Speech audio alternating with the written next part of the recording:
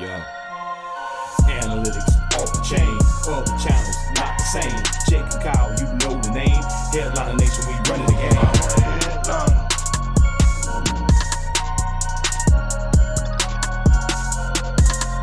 I'm a headliner.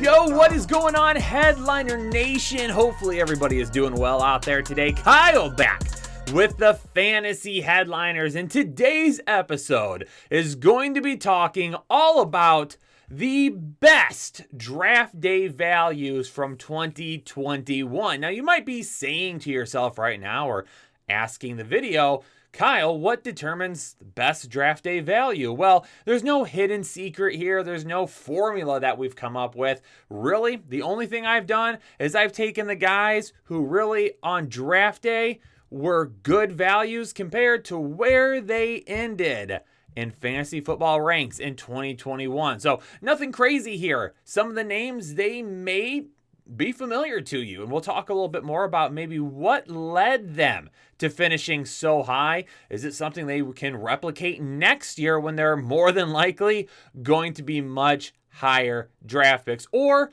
was it a lucky season? But before we get into all that, I got to remind you that we have an amazing, and when I say amazing, that word probably isn't even good enough to describe it, but we have an amazing giveaway that we're teaming up with our friends over at Pristine Auction for this week's Super Bowl, and it is an autograph custom full-size Joey Cool B helmet. Look at that, baby. It could be sitting in your house in a few short weeks. Maybe hanging up in the man cave, maybe behind you on your Zoom calls for all of your work friends to see.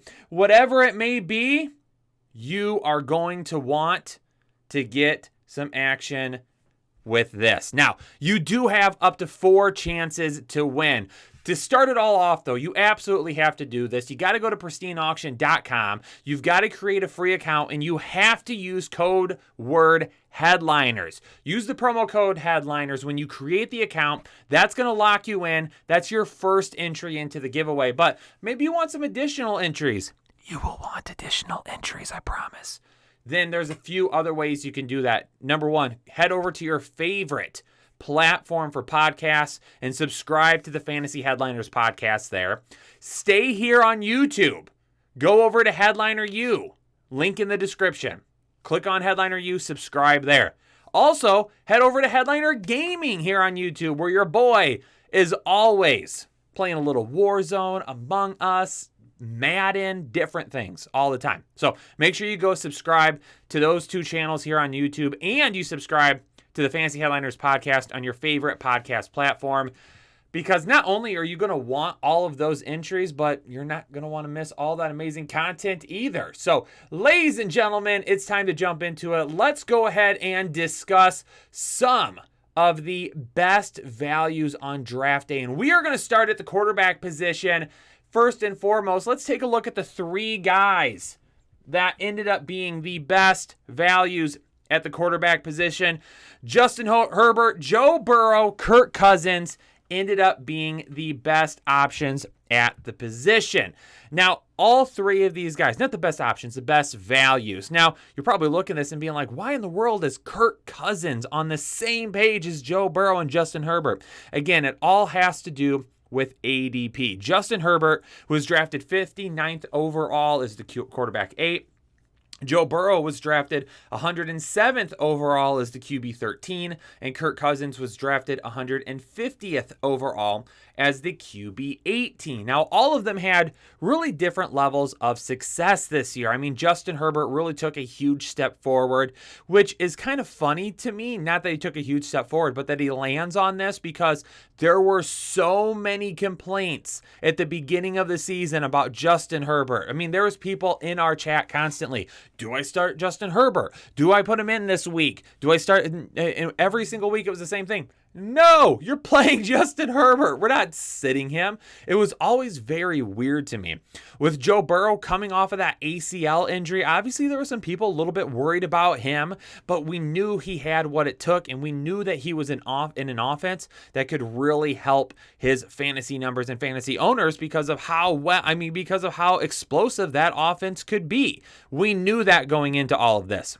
So, with all that being said, those two guys really ended up finishing pretty high up. And then Kirk Cousins, he was a guy that was even in our draft guide at one point, talking about how at quarterback 18, he could be a guy that you draft that does give you some top 12 numbers. He's got Justin Jefferson there. He's got Adam Thielen, a strong run game to help kind of take the pressure off, and they're going to throw it quite a bit. We had always said that. So where did these three guys end up landing this year? Well, Justin Herbert ended up finishing the season as the quarterback 2, Joey B. Burrow, the quarterback 8, and Kirk Cousins, the quarterback 11. All three of these guys ended up finishing the season as quarterback 1s, and on top of that, 2 of them were drafted outside of that quarterback 1 status. Now, can they keep it up? Justin Herbert and Joe Burrow? Absolutely, right? These guys are going to be 2 of the highest drafted quarterbacks next season. Both of these guys will more than likely end up being drafted within the top 5 if I had to guess right now. Obviously, things can end up changing at certain points in time, and we have a lot of offseason left to go.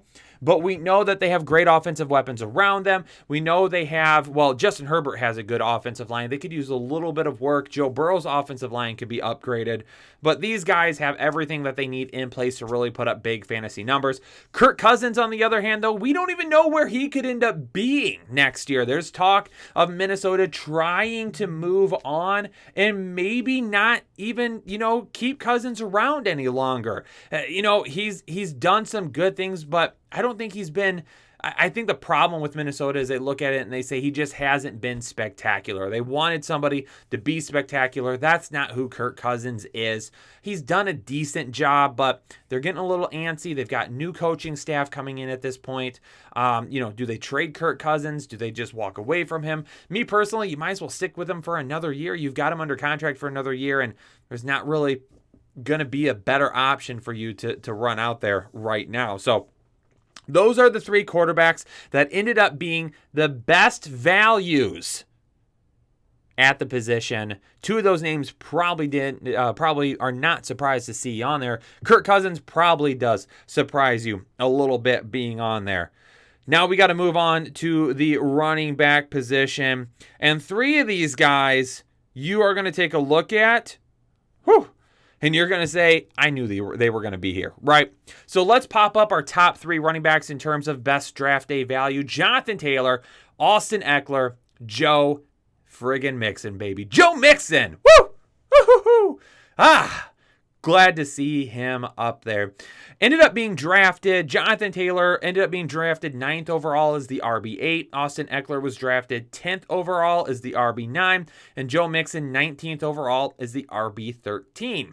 Now, Jonathan Taylor, there wasn't a whole lot to say about Jonathan Taylor. I think the biggest argument that anybody could have made for Jonathan Taylor this season was going to be around the fact that they brought back Marlon Mack, and it wasn't that people didn't like Jonathan Taylor because of that. We just knew that if they were giving 3 running backs touches, it could end up bringing back that volume just a little bit. Well, Marlon Mack didn't end up being an issue whatsoever. And on top of that, the workload that we saw Nyheim Hines get the year previous disappeared this year, which was also a little confusing because Nyheim Hines got a new contract before the season started, and it really looked like that he was a guy that they were saying, yeah, we want to utilize him as much as possible in this offense, and they didn't do that. He did have some games every once in a while where it was like, oh, hey, Nyheim Hines showed up. But by the end of the season, we were really at a point with Nyheim Hines where we said, no, like we're not interested in dealing with this anymore. We're not interested in trying to guess when he'll have a big game, and he won't have a big game. If you owned him, you left him on your bench.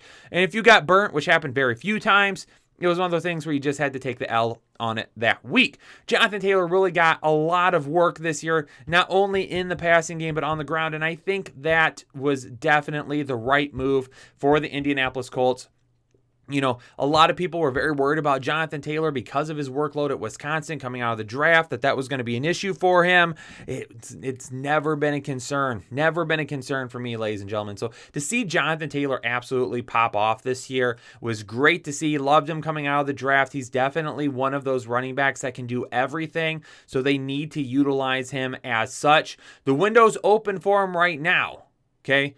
Because this year, obviously finishing as the running back one. And actually, let's just pop all three up there right now, because all three of these guys finished top three. Jonathan Taylor was RB1, Austin Ekeler RB2, Joe Mixon RB3. So all three of these guys, they end up finishing as the top three running backs. All three of them were drafted a little bit later in terms of first round and second round. So you got good value for these guys. If you grab Jonathan Taylor or Austin Ekeler at the end of the first, you absolutely nailed it. So not really a whole lot of concerns around Jonathan Taylor heading into the season, but not the same for Austin Ekeler or Joe Mixon. Now, it's kind of funny. It's kind of funny, because everybody has a whole lot of recency bias when it comes to players. Now, what do I mean by that? Well, I mean that for the last 2 years, we have been telling everybody to draft Austin Ekeler. That even if he doesn't get the type of full workload that high-end running backs do, he gets the type of workload to be a consistent fantasy producer, especially in half PPR and PPR leagues. But people have shied away from him because he's not that guy, right? He's not that guy that you can get that is going to just constantly get the ball over and over and over and over. So people have been concerned about him, right? Well, this year, when I did my way too early 2022 rankings, a lot of people were upset about Austin Ekeler. I don't even remember where I had him now at this point. I'd have to go back and double check the video. But people are upset. Austin Eckler's way too low. Why do you hate him? I've never hated Austin Ekeler. Are you kidding me? If you've ever watched a video on this channel about Austin Ekeler, you know how much we like him here. I'm just staying consistent with what it is. Yes, he finishes the RB2 this year. That's absolutely great. I don't expect RB2 performances every single year. And for this next year coming up, do we see any touchdown regression? Do we see Justin Herbert, air it out a little bit more? What are some of the different things? Do we see them bring in a different running or another running back to kind of help spell Ekeler? Ekeler has gotten beat up a little bit the last couple of years. People have been concerned about that. Do they try to kind of maybe help that workload a little bit? He's still an RB1 in my opinion. I don't know if I'm betting on him being a top 3 running back again. I don't know if I can go that route, especially with the injuries that we had at the running back position the last couple of years. But I love Austin Ekeler. Think he's a dynamite player. I think he does a lot of things very, very, very well, and he's great for fantasy owners. Joe Mixon, people just hate him. I mean, there's nothing else to say. People hate Joe Mixon, and they got to knock it off, because what we saw from Joe Mixon is what we have been hoping for a while. The argument I hate? Everybody's going to use this argument next year. Joe Mixon, finally the breakout year we've all wanted. We've seen over the last few weeks, he's getting the type of passing game work that we've wanted to see. Hopefully that sets them up for next year to continue to use him in the same type of way. People are going to be like, well, Joe Mixon, there's going to be touchdown regression. Save it, ladies and gentlemen, because if you want to argue it, I'm coming right back at you, okay? Joe Mixon only finished as the RB3 because he only scored this many touchdowns. You can say that about any player that scores touchdowns. They only finish that high because they scored the touchdowns. No duh, Sherlock. I could have used a different word there. I didn't want to, because I don't want to have to use the bleep button. But listen, okay, we gotta stop the Joe Mixon hate. We've got to stop it, okay? Offensive line still is not great, and that is going to lead to a little bit of up and down performances. I will admit, even as a Joe Mixon truther, probably the number one out there, Joe Mixon could end up being a little bit of a roller coaster. Just because, again, that offensive line and the offense that they have there, it's a good and a bad thing. It's good in the sense that defensive teams are not going to be able to crowd the line on Joe Mixon consistently, just because they're always going to have the passing game to keep an eye on. But it also could hurt him in the sense that passing game is so good that they're going to be a little pass heavy at times, which is going to lead to some volume issues for Joe Mixon. Now, he ended up getting a ton of carries this year, second in the league in carries and yards. Good for him. And will that continue? I don't know. I hope so. I would like to see the efficiency go up a little bit more, but I'm not I'm not hating where it's at. The efficiency will get better as the offensive line gets better, and hopefully the Cincinnati Bengals invest a little bit in that offensive line this offseason, whether it be free agency, whether it be through the draft. You've got a really good offense there. Yeah, you can make a couple of adjustments to the defense as well, just to kind of help them out a little bit. They were very good this year in some spots. They could help. But the biggest thing should be protecting Joe Burrow and really upping that offensive line. And if they do that, Joe Mixon, top 5 running back candidate again next year. It's going to be really interesting to see where people draft him. Jonathan Taylor and Austin Eckler, to me, are going to be early first-round picks. Jonathan Taylor, probably the 1.01. 100% 1.01. Austin Eckler, I would say early to mid-first. Joe Mixon, I think, could still end up finishing at the end of the first round. I think people are going to be drafting like Najee Harris over him. And listen, I got nothing against Najee. I've got an issue with the team around him. If you're drafting Najee over Joe Mixon, we've got problems, ladies and gentlemen. Joe Mixon, as of right now, is the guy. But, obviously we'll talk about that more as the offseason unfolds. We see what the Steelers do in free agency, who ends up being the starting quarterback, what they do in the draft, all that good stuff. Let's transition it over to wide receivers now, and I've got 3 wide receivers for you. Cooper Kupp, no surprise. Deebo Samuel, all right, one of my offseason loves this year. Deebo Samuel's on here, and Hunter Renfrow. Hunter freaking Renfrow, man. Cooper Kupp ended up being drafted 44th overall as the wide receiver 17. Deebo Samuel was drafted 82nd overall as the wide receiver 36. And Hunter Renfrow, in leagues that were even that deep, he went undrafted in a majority of leagues. But based on the information that we used to track it, in leagues that did go that deep, he was 341 overall as the wide receiver 95 in drafts. Now, Cooper Kupp, wide receiver 1, we know the story there, right? Him and Matthew Stafford just had that connection, baby. They felt it. Woo! Whew, they could feel it. It worked well this season. It'll be interesting to see what happens this offseason with the wide receivers, though. You still have Van Jefferson. Do they try to bring Odell Beckham Jr. back? Where does Robert Woods end up fitting into this equation, coming back from the ACL tear? So a lot of different things to talk about. Obviously, you're going to hopefully have a healthy Cam Akers next year, which will help with the running game a little bit. So for me, when I take a look at it, Cooper Kupp, what are we going to get from Cooper Kupp next year? A lot of people are probably going to draft him as the wide receiver 1. I've got him just a little bit lower than that. I think in my way too early rankings, I put him at like wide receiver 4. He's still a first round pick for me. I just think we could potentially see some of that volume come down, but we'll know more as the offseason comes around on that. Deebo Samuel. Just an amazing season from Deebo Samuel. And I did a video this offseason called Bounce Back or Bust, talking about Deebo Samuel. And I wanted to really reiterate in that video why Deebo Samuel can be successful. And I talked about the different ways that Kyle Shanahan can use him and how good he is in that role, particularly in those targets and those catches that come either behind the line of scrimmage or within a few yards of the line of scrimmage. And we saw that completely unfold this year. So you love to see it, ladies and gentlemen. You love to see, that's a big win. Talking about this offseason and really saying how good that could be for Deebo Samuel and how well that complements this offense. And Kyle Shanahan is the right guy to do that. And then see him come out and play like that. I got to give myself a little bit of a pat in the back, ladies and gentlemen. You know that I'm willing to take my L's when they come. But when I make a call like Deebo Samuel, man, I got to be super excited about that one. So great season by Deebo Samuel. I think he keeps it up next year.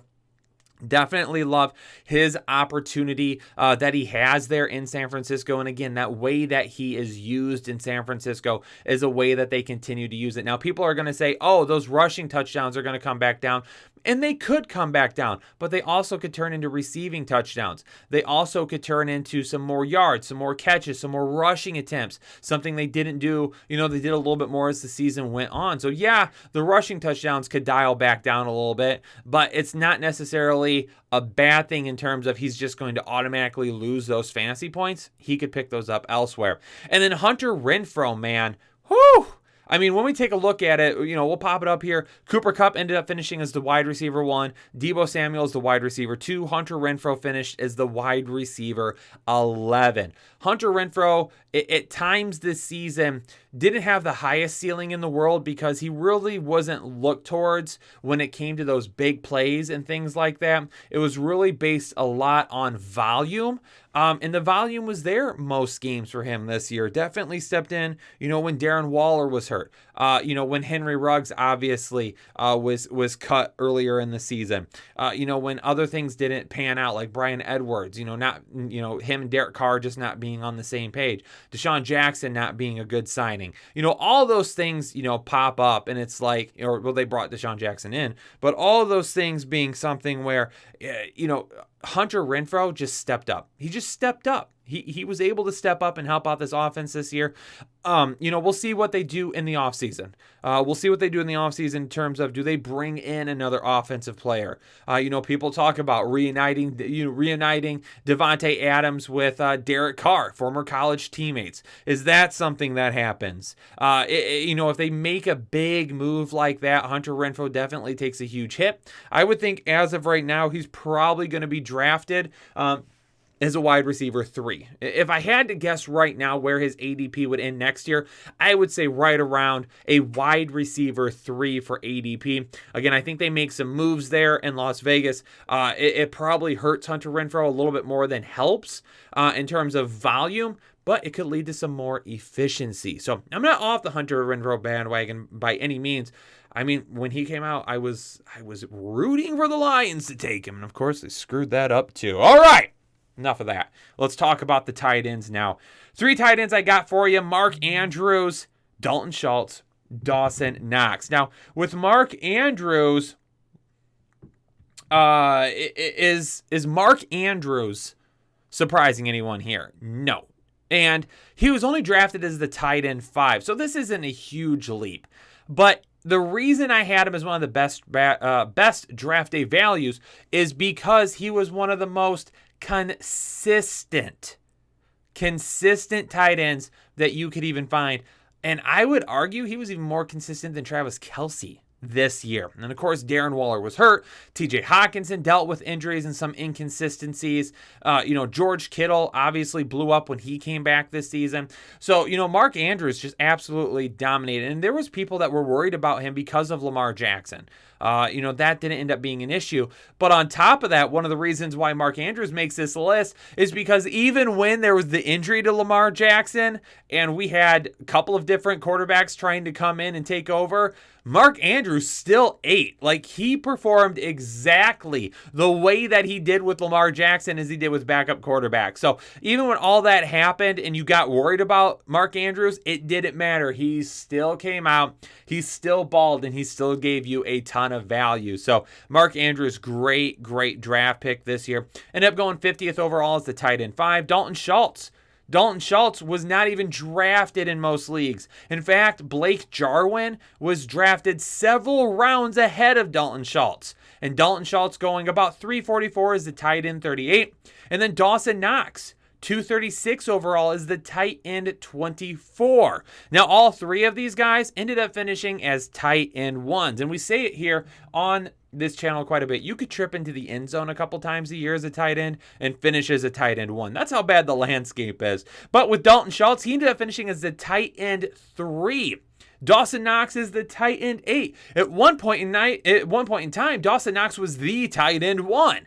He was just absolutely scoring left and right. All of the volume that used to go to Cole Beasley had started to go over to Dawson Knox instead. And then unfortunately he had that injury, and that kind of messed with the season a little bit. But all 3 of these guys ended up performing very, very well. Mark Andrews, very consistent. Dalton Schultz and Dawson Knox, not nearly as consistent. But they gave you some good games. They gave you those touchdowns that you needed out of the tight end position. And most weeks you could fire them up and be just fine with them. So Ladies and gentlemen, these are some of the best values that you could have gotten all season. When you look at the tight end position, Schultz and Knox, still a lot to see there. We'll have to wait and see how the offseason goes with them. Dawson Knox, do they bring back Cole Beasley? I'd prefer them not to, because that would lead to better statistics for Dawson Knox. And for Dalton Schultz, what's that offense going to look like? But ladies and gentlemen, there you have it.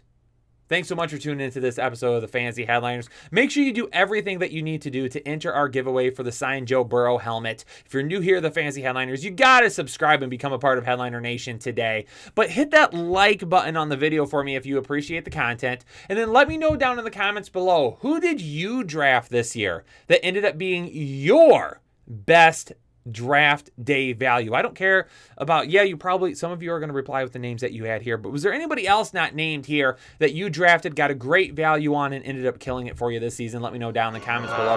Appreciate everybody tuning in. Stay safe, stay healthy, and I'll catch you all on the next episode of the Fantasy Headliners. Analytics off the chain, other channels not the same. Jake and Kyle, you know the name. Headliner Nation, we running the game. Y'all stuck on third down. Your content's plain Jane. Headliners on top now. We gonna move and change. Podcast off the rip. Draft guide, so legit. Fantasy world, our game tight. We about that Chubb life. Stuck in a rut and you need some motivation. Head to the channel for this Headliner Nation. I'm a headliner.